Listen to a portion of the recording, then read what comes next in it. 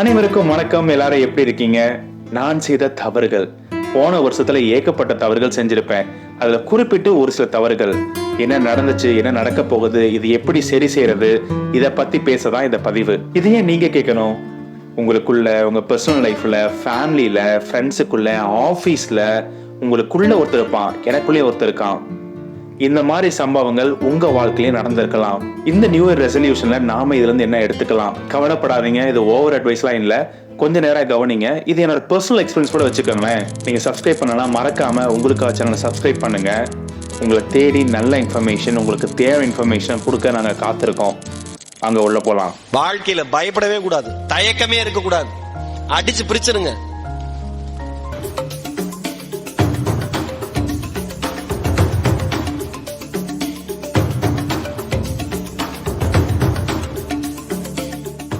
From tiny spark to volcano. நீங்க என்னைக்காவது சின்ன விஷயத்த சால்வ் பண்ண போய் குபீர்னு வெடிச்சிருக்கா? நான் இதை எப்படி பாக்குறேன் அப்படின்னா, டைனி ஸ்பார்க் இருக்குல்ல, அதான் ப்ராப்ளம் வச்சுப்போம். தண்ணி ஊத்தி அமைக்கிறதுக்கு பதிலாக பெட்ரோலை ஊத்திடுவேன், குபீர்னு வெடிச்சிரும், பிளாஸ்ட் ஆயிரும். அந்த பிரச்சனையை நாம சால்வ் பண்ண போய் நம்ம மூஞ்சு வெடிச்சிரும். அந்த மாதிரி சம்பவம் உங்க வாழ்க்கையில் நடந்திருக்கா கமெண்ட்ஸ்ல சொல்லுங்க. அப்பதான் நான் ஃபீல் பண்ணுவேன், ஓகே நான் மட்டும் தனியாள் இல்லைன்ட்டு. உங்க வாழ்க்கையில் நடந்திருக்கா கவலைப்படாதீங்க. நான் நிறைய டைம் அதை தப்பு பண்ணியிருக்கேன். இப்போ கொஞ்சம் பரவாயில்ல. இந்த புது வருஷத்துல அதை ஃபுல்லா அவாய்ட் பண்ண நினைக்கிறேன். சரி, இந்த புது வருஷத்துல ஃபுல்லா அவாய்ட் பண்ண நினைச்சா அவாய்ட் ஆயிருமா? சரி, என்ன நடக்கலாம் இதனால? நீ பண்ணதான் கரெக்ட், நீ பண்ணதான் ராங் அப்படின்னு சொல்லும் போது அவங்க அந்த பாயிண்ட்ல டிஃபென்சிவ் ஆகுறாங்க. அவங்க தப்பே செஞ்சிருந்தாலும் அந்த பாயிண்ட்ல அந்த நிமிஷத்துல டிஃபென்சிவ் ஆகி அதை மனநிலை ஏத்துக்க மறுக்கும். அந்த இடத்துல பேசிக்கா எந்த ப்ராப்ளமும் அது சரியாயிக்காது. அது லைட்டா ஷிஃப்ட் ஆகி பர்சனல் அட்டாக்கா மாறிடும். நீ யார் நானா, நீ யார் நானா, இது மாதிரி மாறிடும். ஒரு சொல்யூஷனே கிடைக்காது. காமனா பேசி சரி செய்ய முடியாது. இந்த இடத்துல ஓப்பன் டயலாக் எஸ்டாப்ளிஷ் பண்றது ரொம்ப கஷ்டம். ரூமருக்கு மாதிரி பழைய விஷயங்கள்லாம் வரும். இப்ப இந்த பிரச்சனை நடந்துட்டு இருக்கும், ஆனா பழைய ப்ராப்ளம்ஸ் நீ அப்ப அது பண்ண, இப்ப இது பண்ண, அப்பதான் சூப்பர் ஹியூமன் பவர் மாதிரி எல்லா தாட்டும் வரும். ஆஹா, எல்லாம் எனக்கு பிரெயின் பவர் இவ்வளவு இருக்கா அப்படின்னு அப்பதான் தோணும். அந்த மாதிரி பழைய விஷயங்கள்லாம் வந்து சேரும் இந்த சின்ன ப்ராப்ளத்தினால. அப்படியே போய் சண்டை எங்க போகுதுன்னே தெரியாது. அந்த பேசிக்கா ஒரு சின்ன பிரச்சனைனால ப்ராப்ளம் ஸ்டார்ட் ஆயிருக்கும்ல, அந்த ப்ராப்ளம் அப்படியே தான் இருக்கும். அது கூட எக்ஸ்ட்ரா எல்லா ப்ராப்ளமும் ஆட் ஆகிட்டே இருக்கும். அந்த இடத்துல பாசிட்டிவிட்டி போய் ஆன்சைட்டி, டென்ஷன், ஃப்ரஸ்ட்ரேஷன் எல்லாமே வரும். அப்ப எப்படி தெரியுமா தோணும்? சி மனோ, அந்த ப்ராப்ளம் அப்படியே விட்டுதான் சரியா இருக்கும்டா, நீ ஊதி இவ்வளவு பெரிய ப்ராப்ளமா கொண்டு வந்திருக்குன்னு தோணும் பாருங்க. உங்களுக்கு தோணிருக்கா? சரி, என்ன மனோ பண்ணலாம்? சொல்யூஷனை ஃபோக்கஸ் பண்ணுங்க. பிளேட் பண்ண ட்ரை பண்ணாதீங்க. பிரச்சனை அவங்க பண்ணதாவே இருக்கட்டும். ரெஸ்பெக்ட் தெம், ரெஸ்பெக்ட் தேர் வேர்ட்ஸ். எல்லாத்துக்கும் மேல அவங்க நம்ம ஃபேமிலி தானே, நம்ம ஃப்ரெண்ட்ஸ் தானே, நம்ம கொலீக்ஸ் தானே, ஃப்ரீயா விட்டுருங்க. இந்த மாதிரி பிரச்சனைலாம் திரும்பி நம்ம கிட்ட வரும்போது அட போடா ஆனவனே நம்ம பக்கம் இருக்கான்னு நினைச்சுக்கோங்க. கண்டிப்பா ட்ரை பண்ணுங்க. இது ஒர்க் ஆகுது, நான் ட்ரை பண்ணிருக்கேன். இன்னொரு பெஸ்ட் அட்வைஸ் சொல்லட்டா, ஒரு சில டைம் அப்படியே அதை ஃப்ரீயா விட்டுருங்க. நீங்க ஏதாவது நோண்டி பெருசாக்கும் போது அது தீவிரமா பெருசாகுது. அப்படியே ஃப்ரீ ஆயிட்டு அமைதியா இருந்தாலே போதும். ஒரு சில டைம் எல்லாமே சரியாயிடும். Time has a healing power. Right தானே? மறந்துடாதீங்க, பிளேம் பண்றது ஒரு டெட் எண்ட். கேர்ஃபுல்லுங்க. இந்த மாதிரி விஷயங்கள்லாம் ரொம்ப கேர்ஃபுல்லா ஹேண்டில் பண்ணணும்.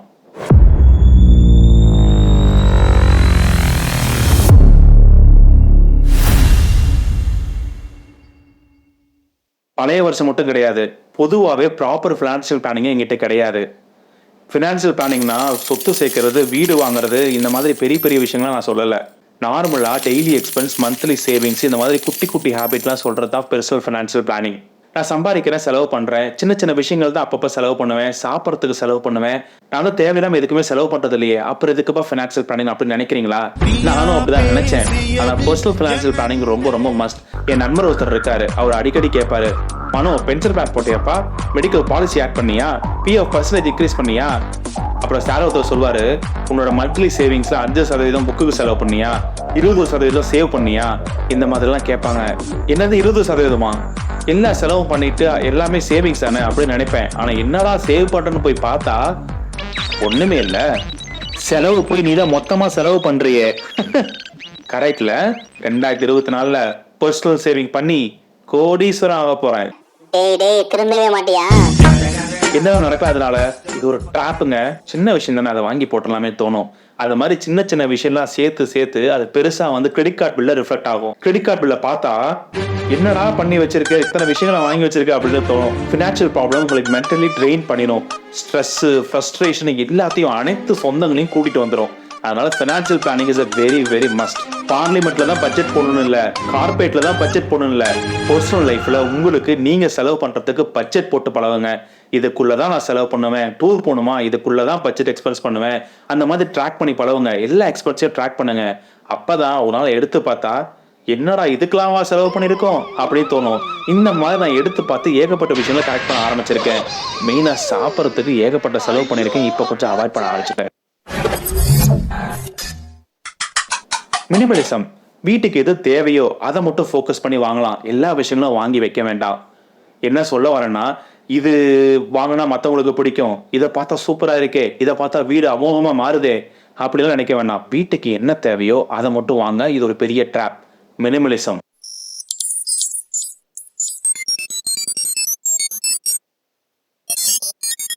வேலையில வந்துட்டா வெள்ளைக்காரண்டா இந்த டைட்டில் எனக்கே கொடுத்த மாதிரி இருக்கும்.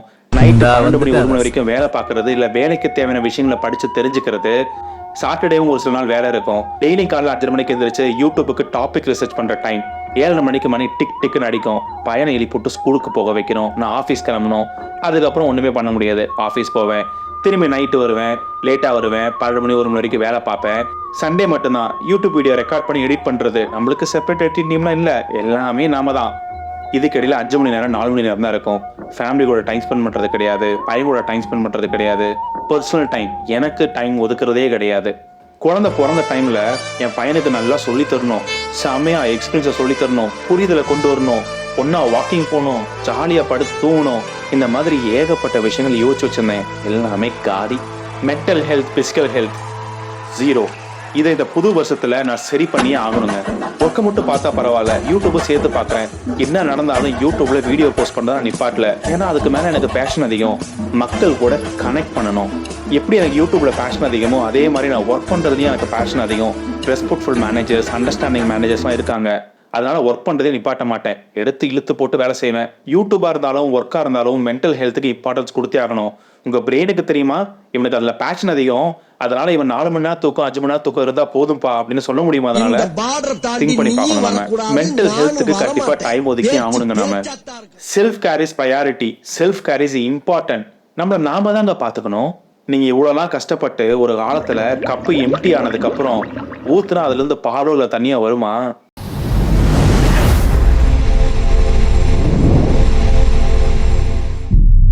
இது ஆபீஸ்ல ஓவர் கமிட்மெண்ட் பத்தி பேசல, ஃப்ரெண்ட்ஸுக்குள்ள ஃபேமிலிக்குள்ள பத்தி சொல்றேன். நம்ம தெளிவா இருக்கோம்ல. ஃப்ரெண்ட் ஒருத்தர் மாப்பிள்ளை வெளியே போலாமான்னு கேட்பாரு. வெளியே போலாம், முடியலனாலும் வெளியே போலாம்னு சொல்லிடுவேன். அப்புறம் அங்க போயிட்டு ஐயோ இன்னைக்கு யூடியூப்ல வீடியோ போடலையே, ஐயோ இன்னைக்கு நான் அதை படிக்கலையே அப்படின்னு ஏதாவது யோசிச்சுக்கிட்டே இருப்பேன். அப்புறம் அம்மா வீட்டுக்கு கூப்பிடுவாங்க. நெக்ஸ்ட் வீக் கூட போலாம், தப்பு இல்லை. அவங்க எதுவும் நினைச்சுக்க மாட்டாங்க. அவங்க ஏதாவது நினைச்சுப்பாங்க, தாத்தா திட்டுவார் அப்படின்னு மென்டல் ஸ்ட்ரெஸ் நானே கொண்டு வந்து அந்த வீக்கே கிளம்புவேன்.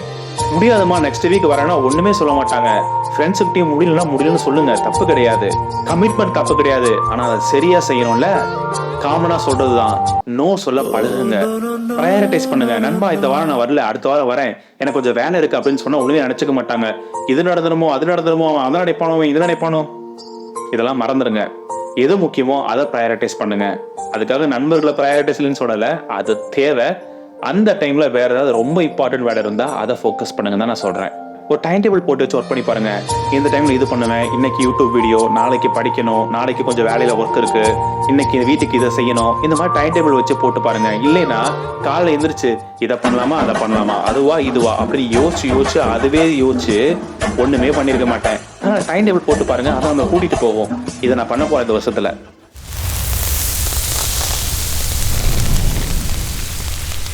என்னடா இவ்வளோ கஷ்டப்படுறோம், வீடியோ நல்லா இருக்குன்னு தான் சொல்றாங்க ஃப்ரெண்ட்ஸ் அண்ட் ஃபேமிலி, வெளியே இருக்கவங்க நல்லா தான் இருக்குன்னு சொல்றாங்க, அப்புறம் வியூஸே போக மாட்டேங்குது. யூடியூப் அப்படியே ஸ்க்ரோல் பண்ணி பார்த்தா என்னடா இந்த சேனல் நம்மள மாதிரி தான் பண்றான், நம்ம பேசின விஷயங்களை தான் பேசுறான். ஒரு சில டைம் அவன் நல்லா தான் நம்ம பேசியிருக்கோம், ஆனால் அவங்களுக்கு வியூஸ் 1 லட்சம் 2 லட்சம்னு போகுது, நம்மளுக்கு 50 100 தான் போகுது. இந்த மாதிரி திங்க் பண்ணி ஓவரா அன்வான்டட் ஸ்ட்ரெஸ்ஸை நானே கொண்டு வந்து வச்சுப்பேன்.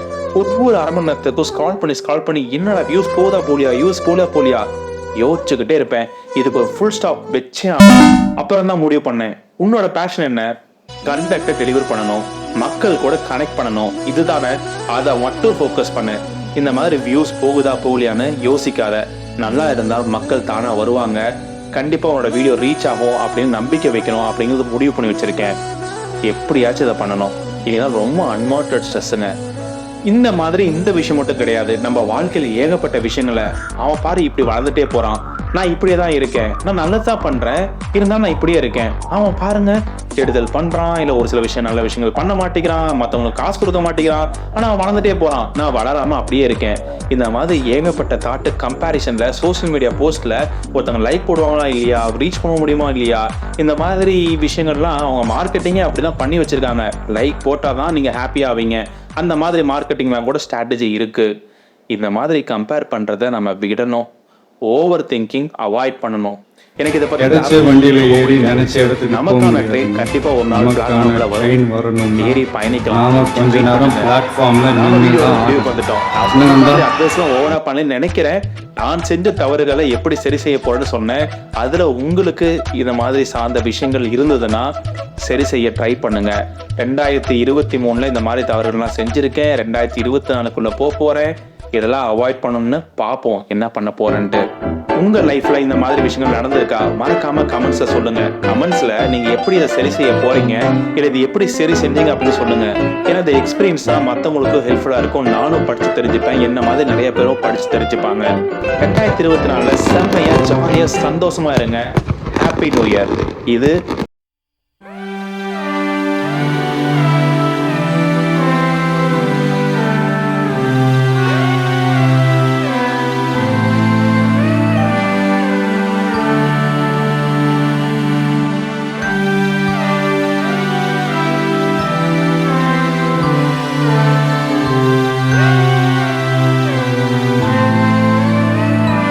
படுவான். 2 நாள் 3 நாள் சாப்பிடாம கூட வந்துட்டேன். உள்ள தூங்கிட்டு இருப்பான். சரி, அந்த சின்ன சின்ன விஷயங்களை ஊதி ஊதி பெருசாக்குறது எவ்வளோ பெரிய இம்பாக்ட். அது என்ன பிரச்சனைகள்லாம் நான் பண்ணியிருக்கேன். சின்ன விஷயமா தான் இருக்கும், ஆனால் ஊதி பெருசாக்கியிருக்கிறேன். எனக்கே தெரியாது. இட்லி வேண்டாம், தோசை ஒரு தட்டத்தில் கொண்டு போட்டுட்டு அப்புறம் தான் கல்லில் மறக்கா ஊற்றணும். அந்த மாதிரி கஷ்டம். ஆனால் இந்த மாதிரி விஷயங்களை ஊதி ஊதி பெருசாக்கிருக்குன்னு சொல்கிறாங்களா, அதை எப்படி நீங்கள் பார்க்குறீங்கன்னு என்னோட கேள்வி. அதை கோபமாக தான் நான் பார்ப்பேன். இந்த மாதிரி ஒரு இட்லி விஷயம், ஒரு சின்ன விஷயம் எக்ஸாம்பிள் சொல்கிறேன். ஏமா ஹாஸ்டல் தான் இட்லி போடுறான், நீங்களும் அந்த வீட்டில் இட்லி தான் போடுவீங்களான்னு கொஞ்சம் கோபமாக பிளேட்டை லைட்டாக தள்ளி விட்டேன். அது தெரியாத தப்பு அந்த வயசில். அந்த ஒரு விஷயம் பெருசாகி அப்போ தாத்தா வந்தாரு, மாமா வந்தாங்க, சித்தி வந்தாங்க, எல்லாம் அந்த டைமில் டிஸ்கஸ் பண்ணி அது பெருசாகி சரி செய்ய போகலான்னு பண்ண உள்ளே போய் தாயை கொடுத்து அது பயங்கரமாக 2 நாள் 3 நாள் கூட சாப்பிடாம தூங்கிட்டே இருந்துருக்கேன். அந்த மாதிரி விஷயங்கள் தான் நான் சொல்கிறேன், தப்புட்டு பண்ணாம அவாய்ட் பண்ணுங்க. இப்போதான் பெர்ஃபெக்ட். எங்கள் அம்மா என்ன திருந்தன்னு சொல்லிட்டு சரி ஓகே ஃபைன். ஆமாம் சரி, எல்லாத்துக்கும் இது உங்களுக்காக சொல்லுங்க. இது உங்களுக்காக. அவங்க பார்த்து செய்யுங்க. இது உங்களுக்காக. நியூ இயர் வாழ்த்துக்கள் அனைவருக்கும். நியூ இயர் வாழ்த்துக்கள். நன்றி, வணக்கம்.